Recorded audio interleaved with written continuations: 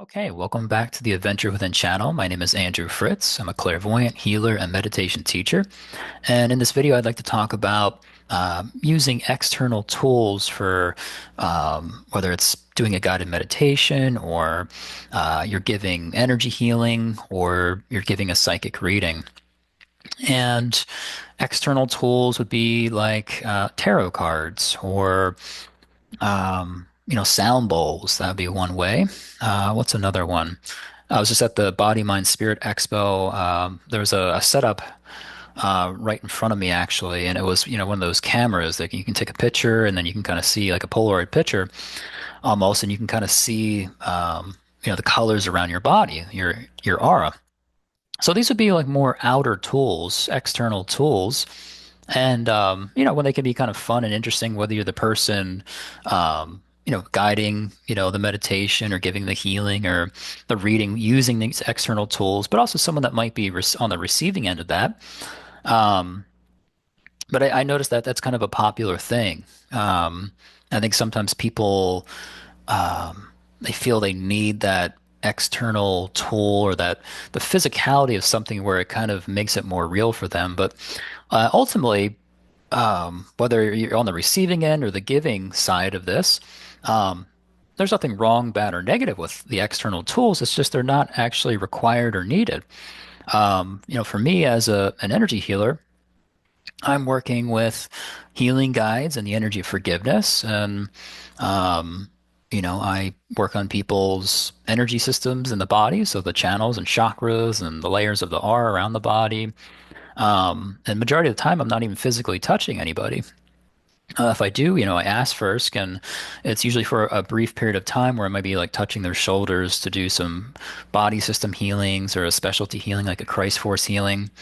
Um, and so there's no tools needed for that. It's just I'm using my psychic abilities and my healing abilities for that.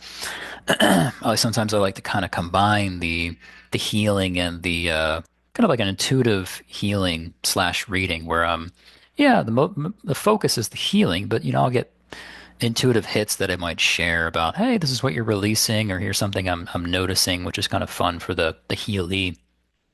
And then when it comes to the uh, me as a clairvoyant, someone that gives psychic readings, again, there's nothing I need as an external tool. I'm just basically sitting there, my eyes are closed, although my eyes being closed is not a requirement. That's typically what I'll do. And I'm just looking at energy. And I can see colors and symbols and mental image pictures, but just the way that camera would take a snapshot of that person's aura, it kind of in that moment. Our auras can change. A clairvoyant can see, the different colors, can say, oh, your first layer of your aura is this color right now, and your second layer of your aura is this color, and so on. And they can kind of go even deeper than that. It's not just about, the color. They can kind of look more in depth and look at mental image pictures. And wow, one single image can have a lot of information to unpack.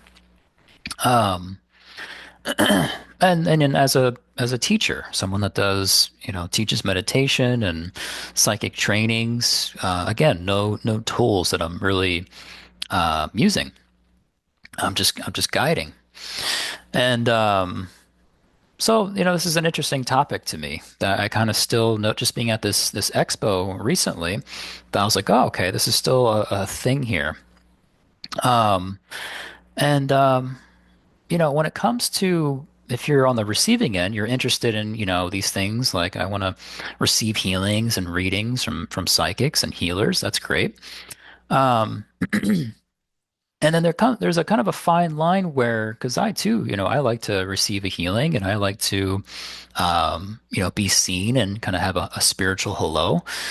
Um, when it becomes a thing where there's a reliance, a dependency, where you're constantly coming back many, many times, and where the point you're almost looking outside of yourself, you know, there's a difference where someone just wants to, oh, I just here and there like to get a reading. It's kind of fun. I'm curious, or wow, I'm going through this big shift in my life and I need a little sense of um, clarity.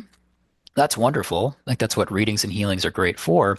But, sometimes people want to use almost it's like a crutch where that's just like they want you to give you their answer. And the thing is, we don't have anybody's answers. It's your answer is within your own beingness, your own self as a soul. And so while I really love giving readings and healings and all that, what I'm actually more passionate about is teaching. Is I'd like to okay, hey, you want a healing? Actually, let me teach you how to heal yourself. Let me teach you how to heal other people. And sometimes we can get lost in when we're giving to others, it's all about them, but it's actually a two-way street.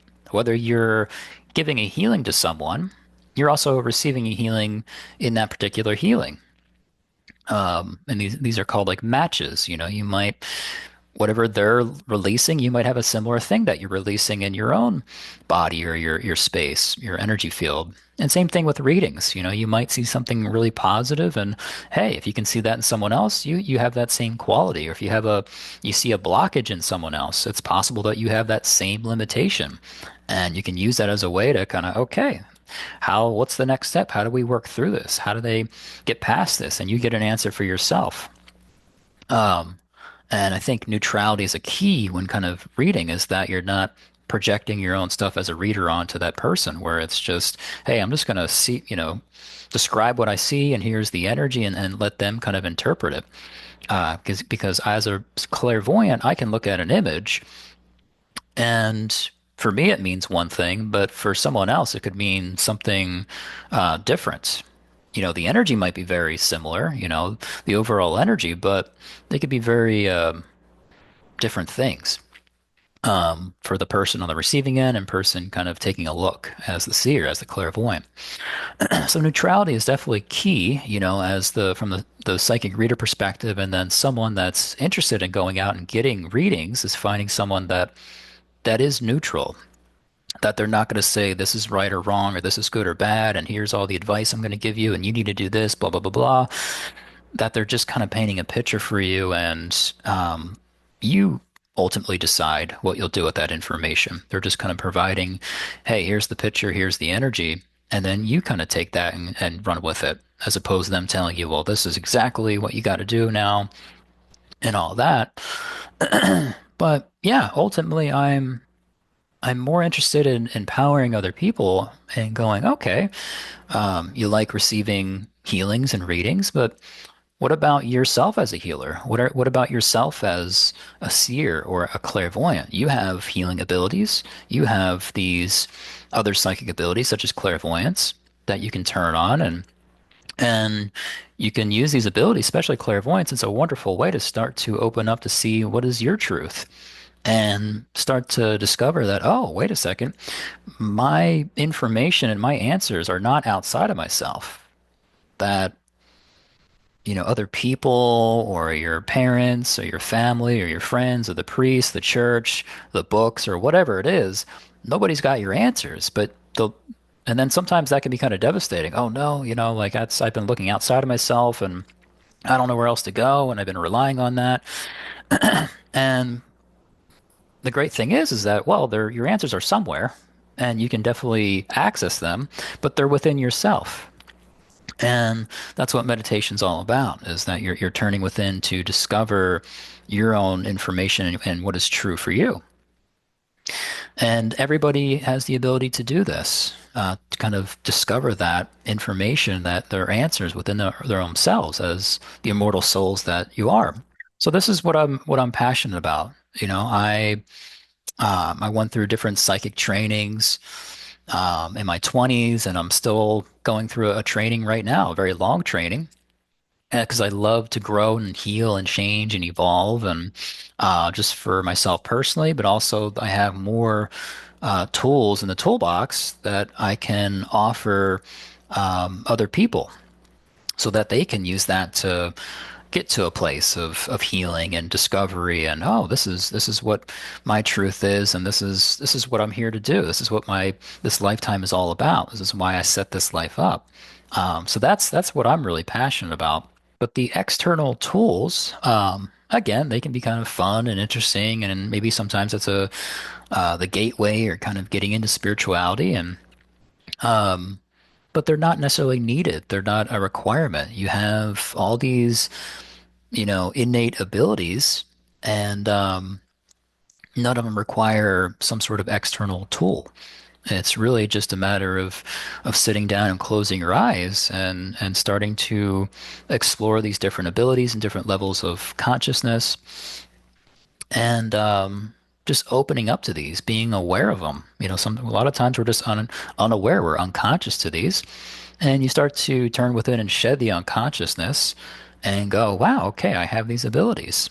And it's just a matter of developing them. And sometimes it's nice to have guidance. Again, the person guiding you doesn't have your answer, but they might be able to, because they've already kind of gone through this, they can kind of help you on your journey till you get to a point where you go, oh, okay, I know how this works and I can do this on my own.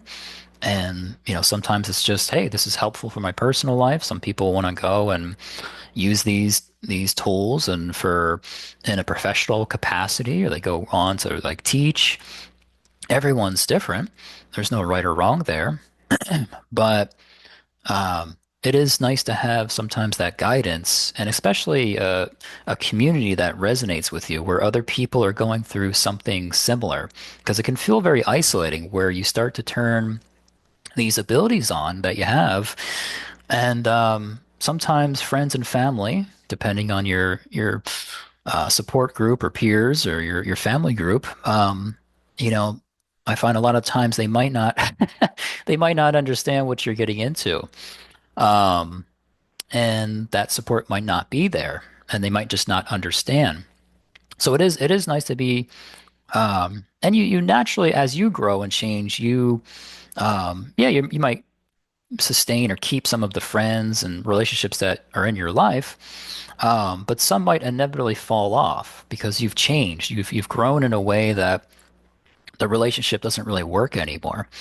And then you go through an awkward period, and eventually you start to find new friends that are at a, that you resonate more with them because you shifted. And it is nice to have a community that where people are going through something similar. And that's something I had when I was in Chicago, going through my trainings, and now I'm kind of a part of a online community as I learned transmediumship, kind of the tail end of it, very long program. And this is something I'm just interested in creating with YouTube and just kind of our own online school of intuitive arts. But it's just something to be aware of. Oh, okay, yeah, there's external tools, but then there's your inner tools and your inner abilities. Um, yeah, I think that's really the direction.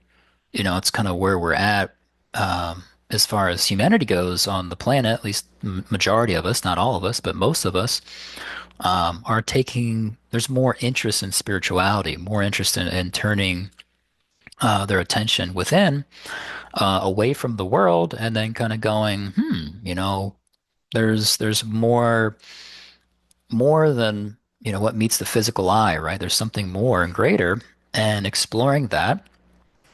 And that's when you get into things like lucid dreaming and out of body exploration and meditation and mediumship and energy healing and all that kind of stuff. And there's different pathways for different people, and sometimes uh, maybe it's a combination of those things that you work on, that you explore. And ultimately, I think we're kind of all going in the same direction. It's just we're all kind of going at our own pace. But it does seem like more and more people are interested in turning within. And it's challenging. It is. You're going to go through a lot of growth and change. And you're going to face down the things that you've been unconscious to, that you've been suppressing, avoiding, and that can be challenging, right? It doesn't always seem fun, but again, what's on the other side of that? What changes? What do you get to have? How are you going to feel? Or how does one aspect of your life shift? And I think that you'll see that, wow, this is incredibly, this is worth it. There's a lot of value to this. Um, Instead of things being more about like fleeting or temporary happiness. Oh, here's a little blip of happiness. Oh, here's a little blip of joy. And I think the more that we can turn within and kind of heal ourselves, that we get more to a more sustained joy, or that sense of just, wow, I feel whole. I feel wholesome, or I feel content or at peace with myself.